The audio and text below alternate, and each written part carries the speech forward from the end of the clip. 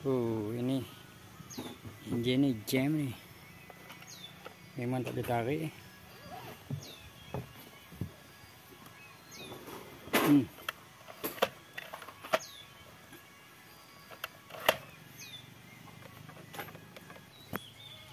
Oh, enjin ni dah jam. Compression tu tak ada. Kita kena overhaul ni. Tahun tu bang? Oh lama dulu dah sebenarnya. 2 tahun dah. Oh 2 tahun lama dah. Kalau 2 tahun.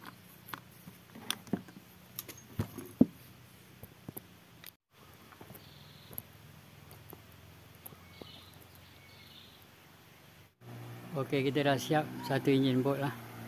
Yang mana piston dia lekat, kita baik. Ini liner block ni. Kita nak buka susah sikit lah. Sini kita potong ni Kita potong ni. Kita potong dengan batu punya asah ni. Kita potong dia. Kita ketuk lah. Kita ketuk dapat kita keluarkan ni. Nak keluarkan satu tanpa kita pecah. Satu set dia memang susah lah. Ni kita pecah sikit-sikit. Dia dapatlah keluar. Tadi dah cuba press. Dia tak dapat. Dia melekat kuat. Sekarang ni okey ni. Kita cabut ni. Saya dah ketuk dah. Nampak. Ni kita potong. Ni sikit lagi, sebelah lagi. Kita potong dengan ini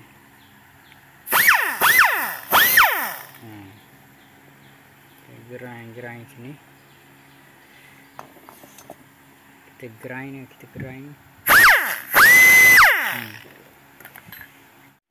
Okey, ni yang baru punya. Kita masukkan. Ni standard size ni. Ini dah korek dah ni.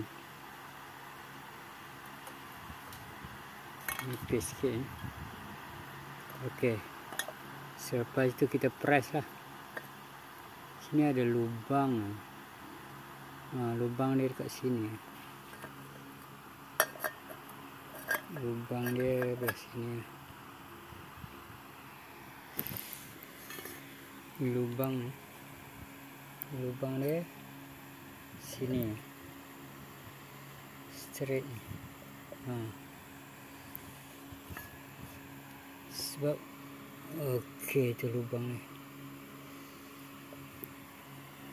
Sini lagi ni.